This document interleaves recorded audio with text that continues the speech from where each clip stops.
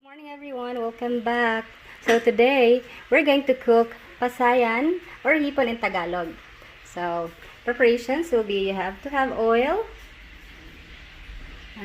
tomato, what is this? Kamatis, sibuyas, and garlic, bawang. So that's Pasayan or Hipon.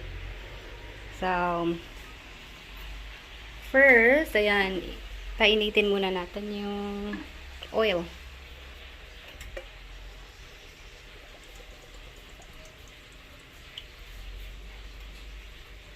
Not too much.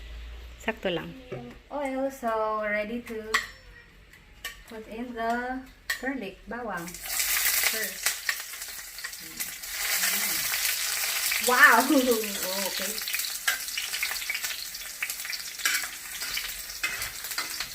So, we're looking at to burn the garlic. Isusunod agad natin yung onions. Or, what's this onion? Sibuyas. Sibuyas.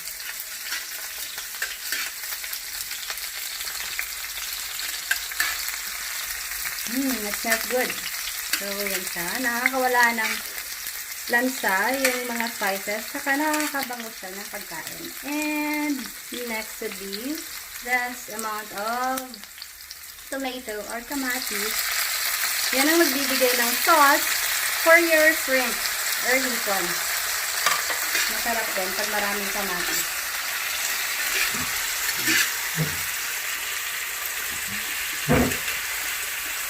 So, we'll wait for the kamatis to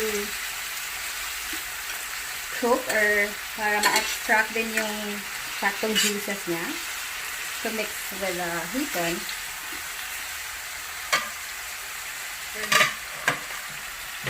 Yung mga seasonings and ready niya na rin like MSG kasi yung shrimp pala guys meron na siyang asin, nilagyan ko na siya ahead.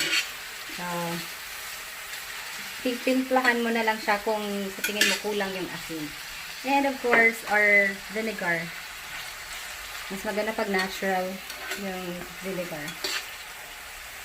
So, simmer muna natin siya up to 5 minutes.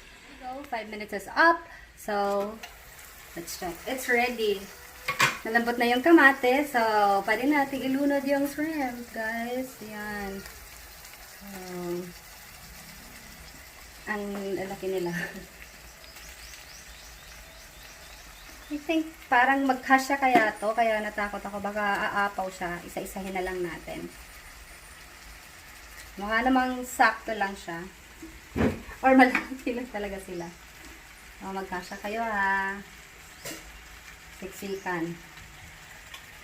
There. Feeling ko okay na to.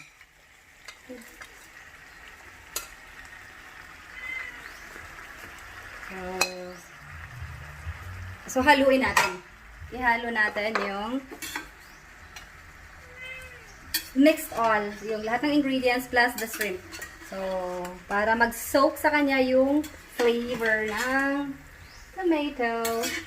There, medyo hinay-hinay lang kasi baka tumalon sila. Yan o.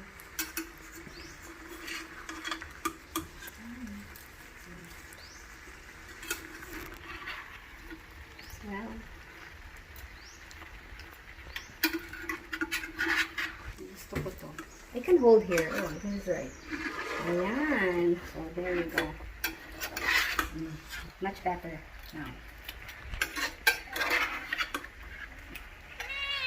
We're looking to mix all the ingredients para yung mag-soak sa shrimp yung lasa ng kamatis, sibuyas, ahos, bawang, I mean. I have my cat over there. Patay siya. Black Panther, go! Not here. Hala, init baby. And then, takpan natin ulit to simmer again. So, we'll wait. We'll try another 5 minutes. There. So, guys, magsisiksikan talaga sila. So, there. There you go. Soon as the color changes into orange, so ilalagay na natin guys. Usually yung iba, hindi sila vinegar ang nilalagay. But for us, itong vinegar na ano, coconut suka, yung sa niyog siya. Para for us, ayaw kasi yun namin yung amoy, gusto namin mawala. So this suka will remove that smell. Yun. So, after, pag nag-change na yung kulay, mga 5 minutes, ganun, magbabago na yung kulay niya. And then, later on, tikman-tikman natin. We'll wait for another 10 minutes. So, para sa lasa. See? Naamoy na ng kitten ko yung ano, yung, you know, yung amoy ng shrimp. Parang gusto niya nang kumain. Hungry na si Black Panther. There. So, let's wait again for another 10 minutes. Para timplahan natin kung kulang. Yeah. Actually, ito 10 to 15 minutes we'll try to wait. And while waiting, guys, ayan, kumukulo na siya. Hanggang ma-absorb na ng shrimp yung ang tubig, yung juices niya, mag-soak sa shrimp, saka na natin titikman. And then, dagdagan ng seasoning kung kulang. There.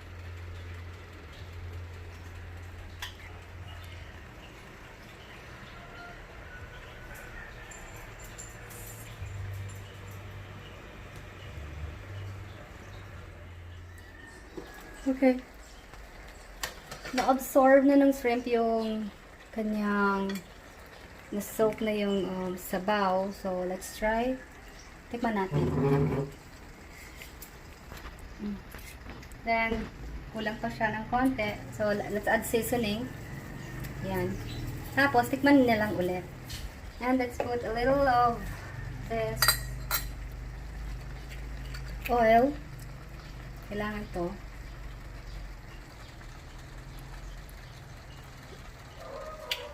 Okay.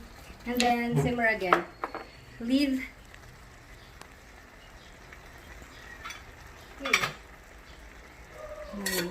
Mix natin with para ma-absorb yung MSG. Like this. Ito na nga lang.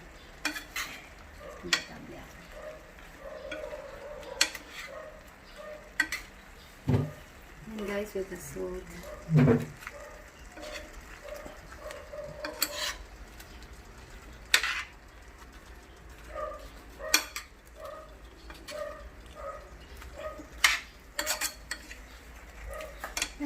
And then, takpan natin. And leave. Tikman ulit natin later.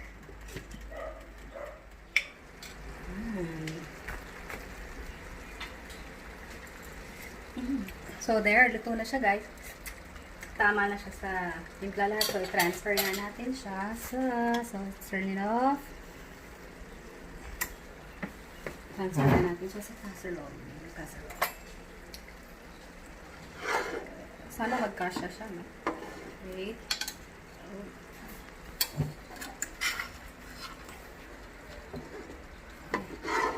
Kasi mabigat talaga siya.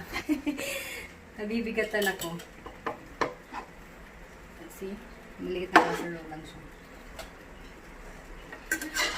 Dahan-dahanin na lang natin. There. Sarang mabagat. Kang umikot. Oops. Boom. Wow.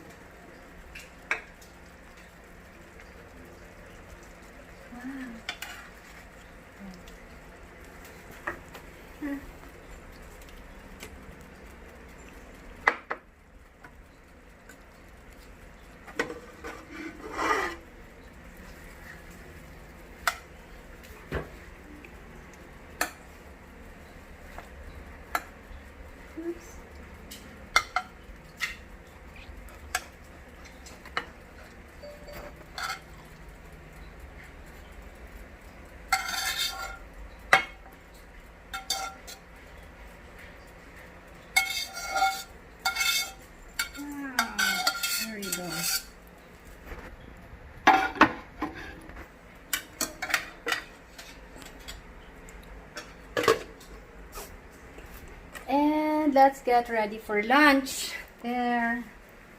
Wow. So everyone, lunch na. Come on. That's my favorite.